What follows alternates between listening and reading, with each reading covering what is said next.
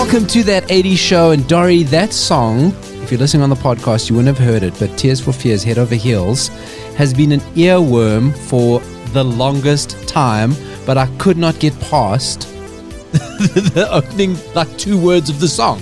Why? I don't know. So I had stuck in my head the do, do, do, do, do, and then something happened. I was like, oh my God. I was Googling. I just could not remember what song it was. It was driving me mad. I'm so glad I found it. How are you doing, Dori? I'm good. I love that song because, that song belongs to Donnie Darko. The show this week has got a very movie-intensive theme. And you go, oh, you guys always do. No, there is a lot of movie content specifically around remakes this week. But before we get into that, Dori, how would you feel buying insurance from Rick Astley? Wow, that is a tough question to answer. What kind of insurance? Vehicle insurance. Is it insurance that he will come to my bedroom? Stop it. He ensures he will never give you up. He will never let you down. He'll never turn around, nor will he desert you.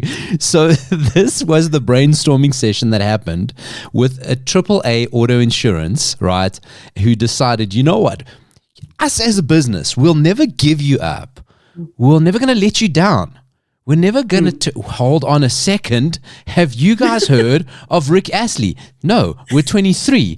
The Rickroll guy. No, we said we're 23. Oh, right.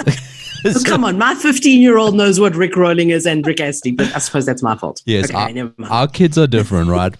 So they must have had this brainstorm, and someone, probably the elderly person in the room, went, hold on a second, let's reach out. Let's just ask Rick Astley's people, and will he be in our ad? So what they did is the AAA Auto Insurance got Rick Astley to recreate Never Gonna Give You Up, the music video. They changed some key things. So instead of gathering around a bar, they gather around a water cooler. Instead of being in some strange subway scene, they are in their boardroom. But they do recreate Rick Astley's outfit. Okay, even his weird little coat, the one that we heard went missing. Yes. Yes, right. They found the infamous coat. The infamous coat. They found a replica. I'm going to give you a second, Dori, to just click on the link and watch little bits of the video and see how lovingly it's done. Not mocking Rick Astley at all. I mean, once you've got something that's made you rich and famous your whole life, why wouldn't you just milk it for everything it's got? And right? I mean, what I love about it is all the classics are there. All the classic outfits, the double jean on jean, the jean shirt with the jeans. Mm-hmm. The jean pant and the jean top. Oh no, so all the classics are there, and he looks like he's having a blast as they deposited multiple millions of pounds into his bank account. Exactly. And I mean, just the use of the song, he'll get more. Oh, must be getting a fortune. We'll post that ad up on That 80s Show SA Facebook page. Rick Astley selling insurance, and I will buy it because you are guaranteed never to be let down. What a brainstorming session that must have been. But to keep on the Rick Astley chat, we discovered something a few weeks ago. I forget the name now, but we follow an 80s account, an Irish 80s account on Twitter. A lovely lady. She's always posting up 1980s videos. Kind of 2 a day. And we discovered something that I don't remember. Excuse me as I drop my studio equipment. I don't remember this phase of Rick Astley. Long-haired Rick Astley. When did this happen, Dori? I mean, I might have remembered it at the time, but the brain has aged. I saw that and I was like, I do not remember this either. So who knows when it happened? Because Rick Astley, right? we're 80s fans, so we always loved him. He's back, obviously, Rickroll, Foo Fighters. You've seen all those viral videos. Lockdown, he was a star of Lockdown, released heaps of songs, right? Released ABBA songs, his own rendition of ABBA songs. Anyway, that's Rick Astley, modern day. But in the 80s, he was kind of a novelty 2-hit wonder. I mean, it's bizarre to say, right? 3-hit wonder. 3 hits, okay, right. But he was like a novelty. He was a huge novelty act, right? Even though he's probably got one of the best voices of all time, they kind of typecast him. So it's natural that in the 90s, because these pictures, his hair is super 90s, right? That is like 90s long hair, deluxe. I mean, I remember Keanu Reeves had hair like this. We had River Phoenix had hair. Johnny Depp had hair. Yeah. All of the 90s. Leonardo DiCaprio had hair like this. Loads of soccer players in the 90s. This was 90s long hair. And the thing is, it's impossible to tell because Rick Astley does not age. So you can't say, oh, this looks like he was a little bit older, so it was probably the 90s. It's impossible to tell. No, you can't tell, but it is a glorious mane of hair. And look at that. I mean, these, we just put them up on that 80 Show SA Facebook page. You want to find yourself, it's like, and there's one, his hair's tied up in a ponytail. I mean, that's an extra little bit of fun for us. So, you know, if you're thinking of like, could I love Rick Astley more? Not only does he sell insurance, he had beautiful long hair. Rick Astley's never going to lose his hair. That's undoubted. Never going to. No, never going to give up. No, he will never lose his hair. That is luscious. Luscious. I know you're jealous. I can hear the jealousy in your voice, but it's okay, pal. It's okay. It's going to be okay. I'm not even jealous. I'm just impressed. I'm just impressed by it. Because what was his hairstyle in the 80s called? It was called a pompadour hairstyle. I don't know. Maybe. Yes, it's a true story. That hairstyle that he had was called pompadour. Okay, remember that. Take that to the bank. What I'm interested in is that in some of the pictures, his hair looks very red. And in other pictures, it looks brown. Did he dye it backwards and forwards? I don't remember this. See, interesting question, because I think this needs more research into what was Rick Astley doing in the 90s. I mean, he was when we get to interview him, we'll ask him all these questions. We will just ask him because, you know, obviously. In fact, I think that's how we should pitch the interview. Rick, we need to know more about your hair. Yes. Yes, that. Please, can we chat? And he'll love to talk about that. He loves a joke. He does have a very good sense of humor. More 90s or more 80s movie remake news. Been holding this on for a while, and it's actually developed. So a few weeks ago, a story comes out. You actually mentioned Donnie Darko in the beginning. Jake Gyllenhaal, Dori, take one guess which 80s movie he's remaking. But you told me this already. Okay, pretend I never told you this. This is a mystery. Take the role of the listener. That's the first time they're hearing this. Okay. I give up. Okay, I'll. It's a Patrick Swayze movie. Dirty Dancing. Oh, no. Thanks for playing along, Dori. No, the movie. Oh, you know, I try. That Jake Gyllenhaal is remaking. He's remaking Roadhouse. The Patrick Swayze movie Roadhouse. They're going into production like now, like next couple of weeks in the Dominican Republic. But there's been a new, and he's going to reprise the role. But here's the flip side of it. So here's how the story has developed since we first spoke about it. They've started. Okay, hang on. Before you go on, is this going to be set in the 80s or is it like a modern setting? It's modern because I wasn't sure until I saw the actual plot line, because the new cast member that's been added is Conor McGregor. I know you're not a big sports person, but everyone knows Conor McGregor. Who that is. I know who that is. Everyone knows Conor McGregor, right? So that means that instead of a glorious mullet, this movie will have a glorious beard. Ah, yes, because actually both of them are good beard men. They are both. And even in this photo here on the article on Deadline, both of them displaying good beards.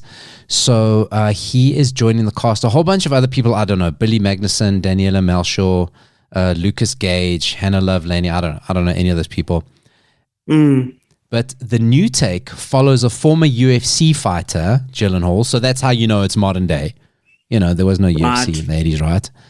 Who takes a job as a bouncer at a rough and tumble roadhouse in the Florida Keys, but soon discovers that not everything is what it seems in this tropical paradise. Okay. Sounds like it's going to be a load of shit. Sorry, but like... It indeed does. So Conor McGregor is not playing himself. Okay, he will be playing a character. He's not playing Conor McGregor. So could be another. It's probably another. He's probably going to be another bouncer. because I can't imagine Conor McGregor can carry like a main role by himself. But it does sound like a lot of shit. The plus side is, if you're already subscribed to Amazon, you don't have to pay extra to watch it. So you're not going to have to go to a cinema or anything like that. So that's the plus side of it. But doesn't sound good. I wonder if there will be an appearance, like just a throwback by Don Swayze. Like, do you think he'll just appear? I mean, then I'm interested. Yeah, like just a little bit of a homage, as a throwback to Patrick Swayze, who is no longer with us. So yes, I would need to rewatch Roadhouse because it's been very, very long since I last watched it. Patrick Swayze's Roadhouse hair is very much Rick Astley's long hair. Very similar. Yes. I can't believe this entire show has been about hair.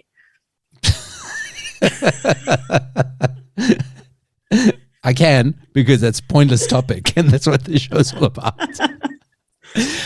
And one more movie remake I got to tell you about. If you think, like, out of interest sake and novelty value, flicking through what should I watch, and I see Jake Gyllenhaal's Roadhouse, I'm going to be like, okay, let me put it on, like, maybe I'll fall asleep to it, whatever, right? Conor McGregor, there's some novelty value. Let me tell you what I will not be watching. Okay, I'm going to leave out key phrases in here, and then you guess what movie this is. Now, pretend you don't have the article in front of you, Dori. It's illusion. Okay. What article? What are you talking about? Exactly. Selena Gomez is developing a reboot of 1980s comedy Bleep. The Bleep reboot will mark Selena Gomez's second collaboration with Hulu after the comedy series Only Murders in the Building. Have you seen that, by the way? Only Murders in the Building? I haven't, but I'm dying to. I've heard such good things. Yeah, I've started watching Steve Martin, Martin Short, and Selena Gomez. Steve Martin, genius. Right. Okay. So that's where we are. Right. Actor-singer is in talks to develop a reboot of the 1988 comedy. Okay. Now, this is where I'm going to give it away for you. The original film starred Sigourney Weaver, Harrison Ford, and who do you think the third one is? Melanie Griffith, obviously. Of course, the main character. So Selena Gomez is remaking the 1980s comedy Working Girl. That is going to stink. Not necessarily, because Selena Gomez makes some good stuff. And although, I mean, let's be honest, going back to our theme of the week, the greatest thing about Working Girl was Joan Cusack's hair. That's what I'm saying. So without that, what does the movie matter in our lives? You know what the thing is? What I think about it, right? So I don't think it's going to suck. It's going to be very interesting, because when Working Girl came out, it was so of the time. There were no movies, TV shows, nothing like that. It was like really boundary breaking. Now there's a lot of shows that have been inspired or just, it's just not that unique anymore, right? Yeah. I'm curious enough to give it a chance, I'll be honest. It's definitely not receiving 6 Oscar nominations and winning the Oscar and Lifetime Achievement Award for excellence in hair and makeup. Who's going to be in it? No, they've just started talking about it. They haven't casting. They haven't even, it's not even been approved. She's just like, I mean, are we going to assume that Selena Gomez might be in it? Yeah, it's safe to assume she's playing Melanie Griffith's role. That's guaranteed. Alrighty. I bet you she'll be working there will be more people of color this time around. Yes. Well, there will be that. That's without saying of any 80s movie, unless it was an Eddie Murphy movie. Those are remakes we have to look forward to. Roadhouse and Working Girl. I've got actually more 80s movie related news later on, but let's actually just change the theme and talk about our 80s movies of the week. Every week. We can do that. Every week we go into the video shop of our mind. Oh, this weekend. I don't know how the conversation came up this past weekend. My daughter starts asking about videotapes. We're like, oh, this is what question are we getting here? So she's like, are they making a comeback? Strangely enough, no. Like everything kind of like, it's so weird. Like DVDs, cassettes, vinyls, Walkman, everything, even iPods, like everything has made a comeback except a video cassette. Because let's be honest, they are the most cumbersome, clumsy things. I mean, I love them. I had thousands of them, but they are such clumsy things. Because I have a pile of them that I'm about to throw out, and I'm thinking maybe I shouldn't. Oh, do you have anything interesting, or don't you even know what's on them? I have an original, like bought, Simply Red video thing, like documentary, but it's on VHS. Oh, I don't like them. And I'm looking at it going, what do I do with this? Like, I can't watch it anywhere. No, you can't. Now I'm thinking maybe I should hang on to it. Do you have a video cassette player? No. Oh, who does? Nobody has them. Not a working one at least. It was a feat of modern engineering, and she's like, but how did it work? So I was like, well, it's kind of like, she said, how did it record? I was like, oh, I know there were magnets, or there weren't magnets. But it's like I don't know. How does anything record? Like, I understand how digital stuff works, right? So yeah. I get that. Okay. The analog and tape, I don't understand how any of that works. And then you would to tape over tape, like it would tape over, and sometimes the original recording would show through. Oh, like that was early. Imagine. And never mind that. Like, did you blow her mind with the whole VCR in the TV thing? Oh, yeah, we told her. We said, hey, listen, that was like having Google Nest and having a connected home. Like that's just our version of the connected home. That was our kitchen TV that had the video machine in it, and that actually was my first foray into piracy because it was that video cassette, that one that was linked to the TV. I realized I could make copies of videos using that one, yes, then I started making my own collections, went to the video store to hide the movies. You'll never catch me. They never took me alive. Because they say, no, you cannot record this, right? So I was like, no, bullshit. Let me try it. And you could record it. Of course you could. There's nothing stopping it. There's nothing saying I can't record. It was a moral warning, not a technical warning. Yes. And also I figured, FBI, the FBI are really going to come to South Africa and like stop a kid because he recorded like Teenage Mutant Ninja Turtles. I mean, they're not going to do that. So I wasn't worried. Unless there's noise outside my house now. It sounds like cars. Ooh. I'm telling you. They've come to get you. It's taken 40 years, but they've come to get you. There's no proof. Well, there's proof now. I just admitted to it online. To literally threes of people. So, if we were going to the video store this weekend with the intention of making copies, what would we be making from Dori's side? Oh, no, you would not be making a copy of this movie because it's horrendous. Oh. It's terrible. Plus, you can watch the whole thing on YouTube. That's how bad it is. Oh, okay. It's no copies. Let me give you some context. So yesterday I was like, need a movie for the show. Don't know what I'm doing. Let me use the random movie generator. Yes. So let's just before you carry on, random movie generator, right? We discovered this a while ago. You go on it. There's loads of them. Dori, I can't remember the one we were using. I couldn't find it. But I use a specific one. I think it's random.io or something like that. Okay. I don't know, randommoviegenerator.io or something. I can't remember. That's the one, right? I just always tend to use the same one, yeah. And you just like fill in like a couple of tabs, so like genre, years, and how many, and it'll just spit out a whole bunch of movies for you to watch, right? So we use that. It's great. Yes. Lots of fun. You actually spend more time going through that than you actually spend watching a movie because I remember this movie, and then you just watch the trailers. So I've discovered with the random movie generator, don't even bother putting in comedy because I've seen them all, we've done them all, it's been done. So I looked at all the other genres yesterday and I noticed there was one that said crime. And I was like, I haven't tried that one. So I tried it. And of course, all the Beverly Hills Cop movies come up. A few other things that we've spoken about in the past. But then there was one that came up that I was like, I have not heard of this movie. Let me delve into this rabbit hole.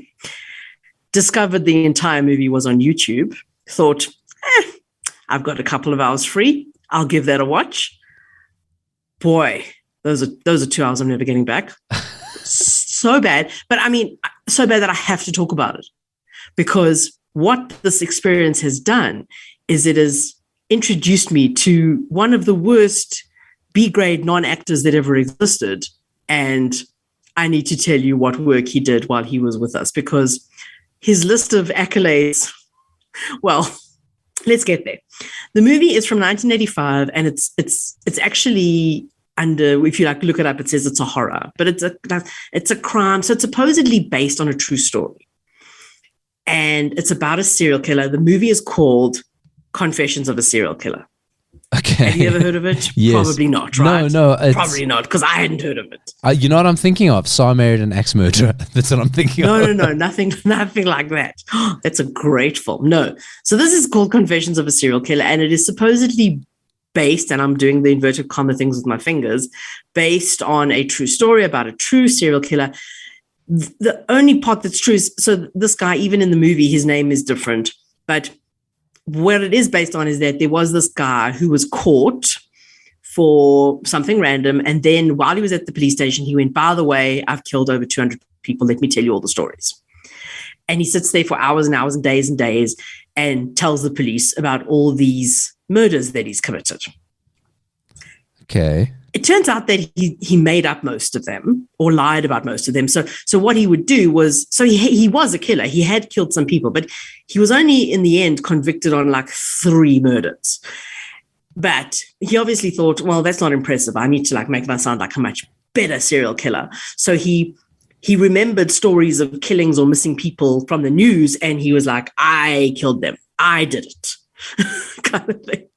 Right. And I think, and from what I've read, what happened in real life, the actual real story is the police were like, oh my God, this guy's going to help us solve so many crimes. So they brought out all these like folders of all their unsolved crimes and missing people and went, here, look through and tell us which ones you did.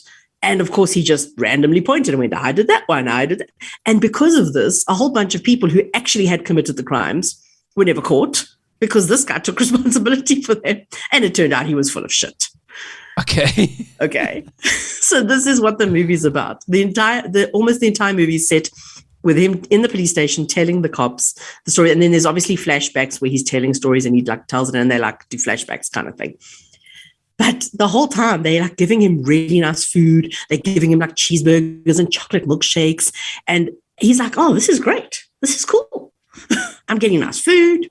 I'm getting notoriety. So he carries on. Right. And it sounds great, right? Except that the movie is so bad and the acting is so bad. Even though it came out in 1985, it's got a very 70s feel to it. A lot of the stories are set like more in the 70s because he's going back and he's telling stories from like before. It's just, oh my God, it's tiresome to watch, but it's like a car accident. You can't stop watching. And I did get through it. I skimmed a few bits here and there, but I actually more or less watched the entire film. And the worst part is the end is just so random and so sudden that you're like, what, did they run out of budget? They couldn't end the movie properly. I love it. I love it. It's so random. And then I was just like, oh, so that's why I read up more about it. But you know what? It doesn't matter. The movie's called Confessions of a Serial Killer. If you feel like watching something like really dumb and with bad acting, it's on YouTube. But what I do want to tell you about is the main star in inverted commas. His name was Robert A. Burns. Right. And he was actually an art director and a production designer who worked on many famous films. The Texas Chainsaw Massacre, The Hills Have Eyes, a movie called The Howling, which I haven't seen, but my husband said is great. Reanimator, which I've heard of. A bunch of horror movies he was the art director on. In fact, let me read you the list because some of these have great titles. Don't Go Near the Park. Right. Disco Godfather. Yes. Microwave Massacre. Okay.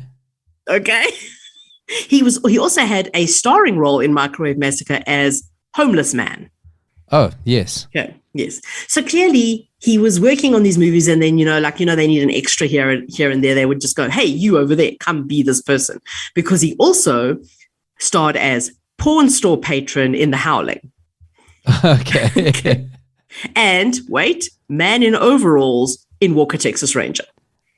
Is that in any way, was he reprising his porn store guy role? But his character in this movie, Confessions of a Serial Killer, I mean, he is in overalls some of the time. He's got a mustache. He is the creepiest looking guy ever. And it's so unrealistic. But I guess that's the point of it. It's so unrealistic where he's this really creepy guy and he'll pull over because there's a woman hitchhiking or there's a woman whose car's broken down on the side of the road. And he'll pull over and say, can I help you? And he's so creepy. And they'll be like, sure, thanks so much for stopping. And it's like, no, that's not realistic at all. I mean, there's this one scene where this woman, him and his friend are moving furniture for someone, and they see this really pretty woman in the garden next door. Right. And she's wearing, it's very 80s. So she's wearing those little 80s shorts. And so they find out that her air conditioner is broken. So they pitch up at her house. Wait, Dori. This sounds like porn. It is porn. Oh, by the way, there's lots of boobs in the movie. It is semi-porn. There's lots of boobs in the movie. There's also lots of blood. It's actually very gory and very graphic. And some of the scenes I had to forward through a bit because it was like, wow, that's a bit hectic. Oh my God. And then there's this scene where they go back to his childhood, where he talks about his terrible childhood. And what happened was his father was like stuck in a wheelchair because he had come back from some war. Right. And he was stuck in a wheelchair. And then his mother came home with these two men and she starts having sex with the two men on the couch in front of the father and the kids. What the hell? It was so hectic. I was just like, oh my God. And then the father kills himself. And so it's like, oh, well, no wonder this guy's so messed up and becomes a serial killer because look at his upbringing, look at the home that he grew up in kind of thing. Yeah. Anyway, wait, I'm telling you. So they see this pretty lady with the short shorts in the garden next door and they pitch up at her house at night at like 10 o'clock at night saying, we heard your air conditioner is broken. We've come to fix it. And she goes, sure, thanks, and lets them in. And of course they kill her. It's like, naturally. No, that's unrealistic. That's unrealistic. No woman who's by herself will let people in the house. That's crazy. Yeah, but strangers. But I mean, it's like, it's horror movies. It's like you hear a noise and you go towards the noise. It's like you hear the noise. I'm going to press the panic button, like get out of there. But exactly. But and the point is that he is making the stories up. It is rubbish. Like in real life, he did make it up. So, and the cops were very suspicious. They were like, this doesn't really make sense. We're not sure about this. But yeah, it's just, it was such a random movie, but I have to talk about it because, I spent 2 hours of my life on it. Yes, no. And it is not a recommendation unless you are extremely bored. Well, so there's a couple of things here, right? So I'm looking at the cast list. There, Carla Edson plays a role as the honky tonk girl, which that's interesting to me. I'd like to see more of that. Right. The movie poster is very like he's got the Silence of the Lambs mask on, right? Yeah. So it's got a little bit of that on. Out of interest, I see another thing here is that a name that I haven't heard or read in absolute ages is the horror magazine Fangoria. My word, I haven't. Do you remember that? I do. Oh my word, I haven't heard of that. I mean, and Fangoria was this, if you remember, from the 80s and 90s, and it's focused specifically on horror movies, special effects in horror movies. Listen, remember, conservative 80s, like it was in some magazine shops, but you weren't allowed like even looking at it. Like you've like found it at some places. It actually is still around as a website though, and you can buy past issues. But yeah, so Fangoria had a book of the 101 best horror movies you've never seen, and this movie was in it. I don't know if best is the correct word, but okay. It does sound, listen, Fangoria headlines, violent chimp attack. It's one of those. You know what? It's one of those movies, Confessions of a Serial Killer. You would have heard of it. It's like it feels like one of those movies that if you're a completist about watching a certain genre of movie, you have to have watched it. Like good or bad, you have to have watched it, I guess I was like, I haven't watched a good crime film in ages. Let me give this a try. And I still haven't watched a good crime film in ages. So just tell me, because I'm not going to watch it and no one is. Spoiler alert. Yeah. How does it end? Well, I can't even remember the specific details, but it was like It was all a dream. First of all, the last. Sorry, what? It was all a dream. No. So the last story, like, was the longest flashback because, like I said, the entire thing, he's sitting in the police station, and it's like the longest flashback. And he tells the story about how they, because it's actually quite complicated. So he's hanging out with this guy who, by the way, he has a sexual relationship with this guy, and then this guy brings his sister along for this like killer road trip that they're on, and then he marries the sister, but he says, but it was a normal relationship. We didn't have sex.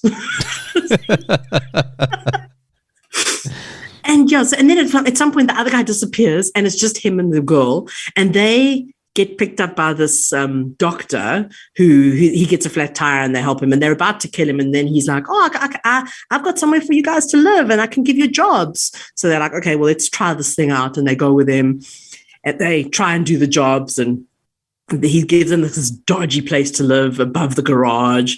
And at first it's all lovely and they're trying to be normal citizens. And then eventually they're like, and the next thing they're like chainsawing and mutilating bodies in their room. Oh, God. It was so weird. So the end is like, so this whole thing is this whole story. And the doctor has this really pretty daughter who's in college, but she's there from the college. Oh, and she's like sunbathing topless in the one scene. And anyway, long story. Lots of boobs. Like I say, you'll enjoy it for the boobs. Anyway, the guy gets his sights on this girl that he's like, oh, I really want this girl kind of thing. And it's quite complicated, but in the end, he does get her. And from what I remember, that's exactly, because the whole thing is you don't know how he gets caught initially, right? Okay. Why is he in the police station in the first place? So he gets this girl eventually, and the next thing you just see, he's driving in the car at night, and then there's this girl hitchhiking by the side of the road, and he pulls over to stop, and she's about to get in the car, and she looks in the back seat, and she sees this, just an arm under a blanket, but there's blood on the arm. And she like quickly goes, and she like runs away. And anyway, she gets away from him. And then he's like, damn. And he gets on the road again. And then these cops suddenly pull up behind him. I don't know why. I don't know why the cops pulled him over for no apparent reason. And they search his car. And of course, the daughter's head, her severed head, is in the boot of the car, the trunk of the car. And then that's obviously like how he got caught. And then it ends. It's like, okay. I'm kind of sorry I asked. So I want to give a little insight into that 80s show. Is that Dori's actually watched the movie when she talks so in depth about the movie. And I don't always watch the movie, but this time I did. And you're like, if I had to suffer through it, you're going to get it. You're going to get a comprehensive. Tell me, how bad was the head? Because of the prosthetic head. How bad was it? Oh, no, it actually looked very realistic. Oh, really? But the thing that wasn't realistic was that her eyes were open and they still looked perfectly blue. And as we know, a real severed head would not have perfectly blue eyes. But that's just me speaking forensically. How do we know, Dori? So I've confessed to pirating. You could have just confessed to decapitation. So that's Dori's movie, Confessions of a Serial Killer. My movie is take a listen to this. Less than 12 hours ago, this man had a good job and a promising future. Last night, he went on a blind date. Today, he's paying the price. You're allowed 2 phone calls. And Ted, it's me. Walter. Your brother, Walter. And I'm just calling to thank you for fixing me up with Nadia last night. And she's gorgeous. Oh, you were right about not letting her drink. It was really cute how a little champagne brought out those charming quirks in her personality. Walter, what? She made quite an impression on my boss, too. I'm fired. Fired? But you know what really elevated the evening out of the realm of the ordinary? Having Nadia's psychotic ex-boyfriend as a chaperone. You son of a... And you know those dancing lessons we had to take in junior high, Teddy? Finally came in handy. Dance! Moonwalk! I hate that! And fact, my evening was so entertaining, so exhilarating, so stimulating, such an utterly unforgettable experience that if I weren't already behind bars, I'd be committing a murder right now. Yours! Kim Basinger, Bruce Willis, Blind Date. Anybody out there got 10 grand for bail? So that is my movie of the week, Blind Date. I came so close to doing it recently. Oh, you're Very kidding. close. I swear. But then I was like, I need to rewatch it because I don't remember enough about it. And I also don't remember loving it at the time. I remember it being okay. So it was a box office flop, kind of didn't make much money, but it was no, I lie. It was a critical flop, but a box office success. Obviously, because it had Kim Basinger and Bruce Willis. It was his first role. His first actual movie role. This is a year before Die Hard. He was the hottest TV star. I don't think anyone, like, you can kind of forget that nowadays, like, the transition between TV and movies is kind of different. It's like, it's not the same as what it used to be. Like, people were gagging for Bruce Willis, this like super charismatic, sexy, funny, just everything to get away from moonlighting and just be in the pictures. And this was his first movie. He wasn't even the main. I mean, Kim Basinger, you heard there, she had top billing. Bruce Willis is in it. Also starred John Larroquette. He is the boyfriend. You hear the boyfriend mentioned there. Yes. Yeah. Right. So basically what the story is, you kind of give it away a little bit there in the trailer, is that Bruce Willis is set up on a blind date by his brother, played by Phil Hartman. And of course, Phil Hartman is passed away. He was a huge comedy actor, loads of voices on The Simpsons, and he plays Bruce Willis' brother, sets up on the blind date and kind of says, but look, the Phil Hartman's wife says she's got a major drinking problem. And the brother just plays it off as like, no, you kind of want to give her a few drinks to have fun.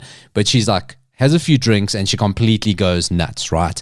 And he takes her to a company function and literally in the write-up, shenanigans ensue. That's what it says. It says shenanigans. Right? It is just filled with shenanigans. There are, 7 or 8 standout scenes from the actual company function. Every time John Larroquette appears, it is just, he steals every scene that he's in. There's loads of dancing scenes. He follows them to a house. The house disappears. Bruce Willis's car gets stolen, but piece by piece. It's like this gag about his car and little bits of his car getting stolen off. It is just shenanigans the whole way through. William Daniels, the voice of Kit, he plays, I think he's the judge. He pops up, the judge, and Mr. Feeney for 90s kids out there. That's the movie, Blind Date. Just lots of fun, lots of shenanigans. Bruce Willis's first starring role.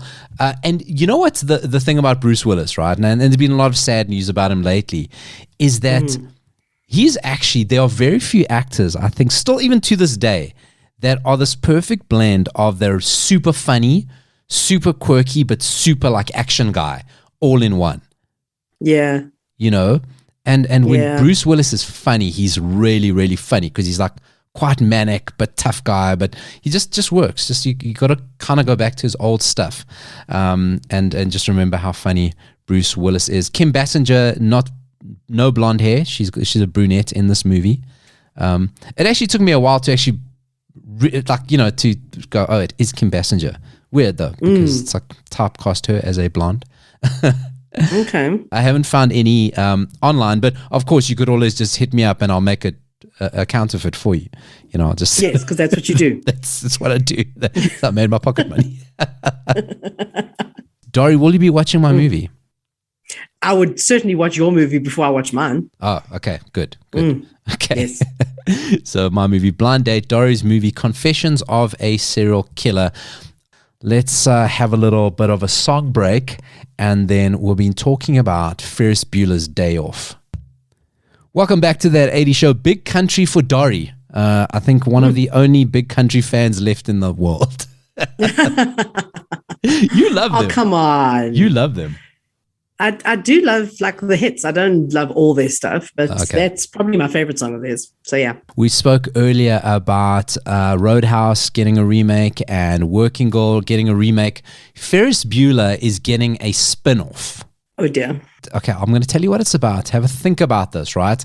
So the same guys who did the spin-off of Karate Kid, Cobra Kai, okay? The guys who did that. So there's a new Cobra Kai coming. I don't know what I'm gonna watch. Look, I'm gonna watch it. I didn't make it through the last one. Really?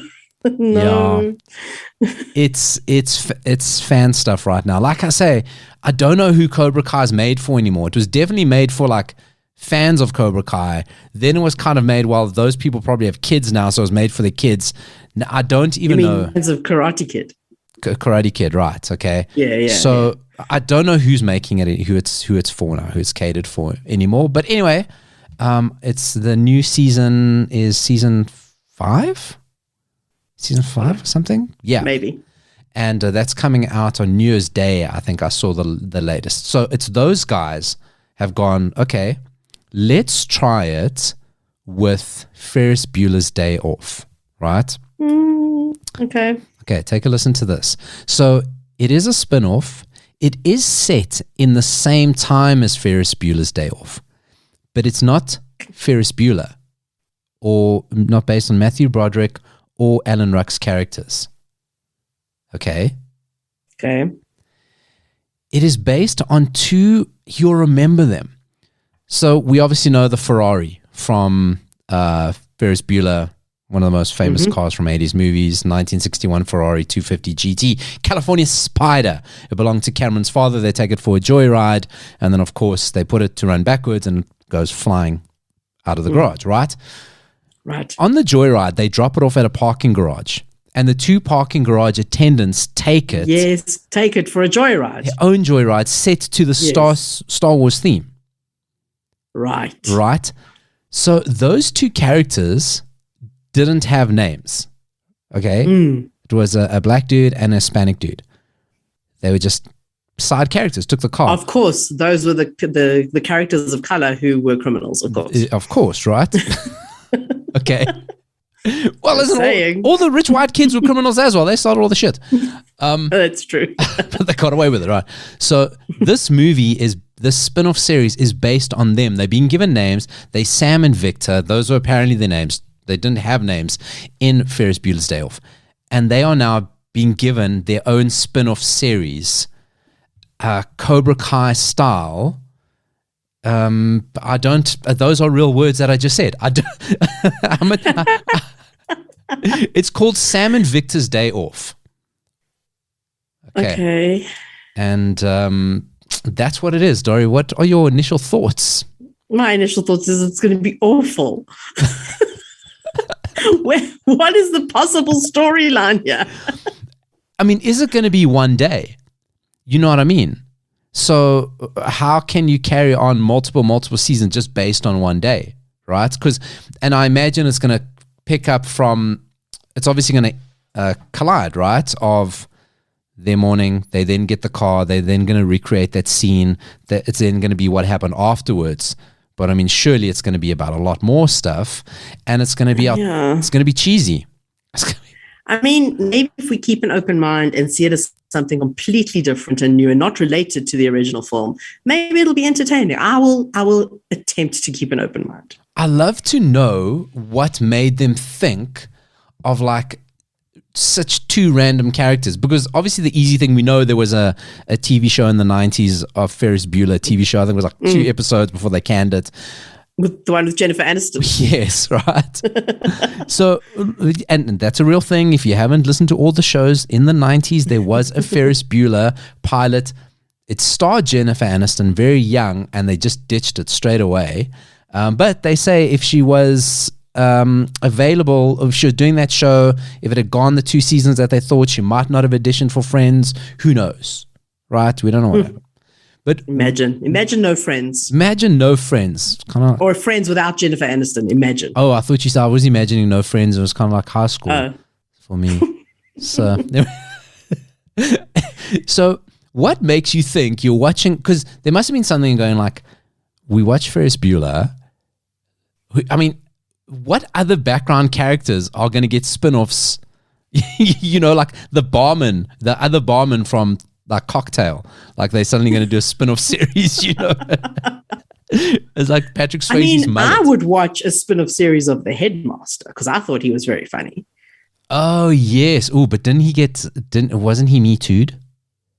That guy? Was he? I think he got Yes, I think he got Me Too'd. Oh, no. Yeah, I think he got Me Too'd. Oh, we'll look it up, but I think he got Me Too'd. The receptionist from Ghostbusters, like, should she get her own working? That's the collab, right? Have her in the Working Girls remake. It's her story. Sounding like, hey? Annie Potts. Now you're getting ridiculous. Okay, now I'm getting ridiculous. Now, Dori, we're going to close off the show. Listen, you and I have had our share of technical difficulties today, right? You guys don't know what happens behind the scenes. Scrambling. The show sounds so professional, so polished. You don't know what's happening behind the scenes. In the 1980s, people were scared shitless of computer viruses. I found this clip. It's hilarious. Of the news reporting about a computer virus that has overtaken. I can't even describe this. Just take a listen. So dramatic. Life in the modern world has a new anxiety these days. Just as we've become totally dependent on our computers, they're being stalked by saboteurs. Saboteurs who create computer viruses. The Defense Department, universities, and research centers are still recovering tonight from a computer virus that brought a nationwide network to a standstill. One of the institution's hardest hit was MIT. David Bowery reports. It was first spotted at NASA Ames and Rand. It came from California, maybe, traveled by electronic mail. It spread across America. How insidious was this virus? Well, it spread very quickly. There are reports in newspapers today that it has made its way to Europe and to Australia. It arrived at MIT in the middle of the night. The students were safe. Their computers weren't. Just ran. It would enter your machine, it would do its thing, it would go to other machines. At MIT, 200 computers were infected. Across the country, the toll might be 6,000. It could have been worse. We believe it was intended to spread more slowly than it did so that it wouldn't be noticed as quickly, which would actually have been more insidious if it spread out to a large number of machines and, say, held a surprise and did something. Mark Eichen, student and part-time virus hunter. Once we had it stopped, we were able to take it apart, sort of like dissect it and tear it apart piece by piece. These three processes right here, these three programs, the SH with the parens around them, are in fact copies of the virus that are running there. It's not really a virus, it's a code, a set of instructions, an act of sabotage that started on a floppy disk. This virus spreads by disk and by telephone. It's just a call away. And like a virus, it replicates like crazy. Look at this, and look at this, and look at this. And as it replicates the code, the so-called virus eats up large amounts of memory. It wipes out stored data or cripples the hardware. This virus clogged a system linking thousands of computers, but apparently did no damage. It's benign. It's not malicious. It attempts to do no damage besides propagate itself. And that's why I think it's a warning. The suspect? Somewhere. A dark genius. I suspect it's an A student, a good A student. So lost computer time, but no files destroyed. Just a thrill for the virus hunters and a warning. My personal speculation is that this is somebody who is trying to warn people to say, it can happen to you. Oh my God. That is so amazing. I want to like sample that entire thing and make a weird song out of it. I know. And Dori, it's so dramatic. I know you know the meaning of this word, but insidious means proceeding in a gradual, subtle way, but with very harmful effects. Got used quite a number of times. My favorite part was part-time virus hunter. What is he doing his other part? Was he inspector? Oh, he's my question. Oh no, you see now, I've got the visuals. We're going to put this up on that 80 show, that 80 Show SA Facebook page so you can watch the visuals. That part-time virus hunter, it looks like Indiana Jones. He's got an Indiana Jones hat on. I'm not joking with you. He's an MIT student. The best part of this is kind of like seeing all the students in the background. Because now right? Geeks are cool. Okay, in the 80s they were geeks. It looks like Revenge of the Nerds. Oh, it is so funny. And like even in the little bits part there, they cut in like movie scenes. So there was a movie Virus from the 70s, or could be 80s if it is. I'm reviewing it. Might have been 80s, yeah. They cut it in. The little video game sound effect was the terrible E.T. video game. I don't know if you've ever heard the story that they say that game was so bad it could have destroyed gaming altogether because it was such a shit game. They lost so much money that it took them decades even to get people to get interested in gaming again. So those were the little computer sound effects. But it is glorious. Like, I think I got 6 viruses just while we've been doing this show. I am going to go and watch it immediately. So I want to watch the whole thing again. Just to recap, to finish off the story. So the virus was actually created. It was called the Morris worm. And the guy who made it, Robert Tappan Morris, and he created this virus and started putting it into infected machines. And it says the total damage was estimated to be in millions of 1980s dollars, right? So this guy then starts working Morris. He launches his own worm program from the computer lab at MIT, and he gets convicted. He gets a felony conviction in 1986, gets an appeal, community sentence, and a fine. He then finds an online web store company, ViaWeb. I'm sure you've heard that name, but you wouldn't. Have I? You would have heard that name. Yahoo, you would have heard that name as well, kind of precursor to Google. Buys his company for $49 million in the late 90s. And then, in an ironic twist, he returns to academia as a professor at MIT. Where is the movie about this? Where is it? I'm telling you, I'm watching that before I'm watching Confessions of a Serial Killer. We got to put that up. No, the one student they spoke to, the part-time virus hunter, he looks like he's got lots of viruses in his body, but he also looks. Oh, great story, and we can relate because I feel we have gremlins again on that 80s show. Thank you for joining us. Everything we spoke about today can be found on that 80s show SA Facebook page. Share this podcast with a friend. Hit subscribe, review, comment, like, do all those nice things. Dori, what's your favorite factoid from this week's show? That you've been a criminal your whole life. Yes, I have been. That would be it. I have been. I've been a pirate. That and all the hair stuff. I mean, I'm obsessed. The hair stuff's good too. I'm obsessed with Rick Astley's long hair. Drape it over. Oh, you can just imagine that mullet just draping over the collar of his jackets. It's amazing stuff. Thanks for joining me, Dori. Goodbye. Bye.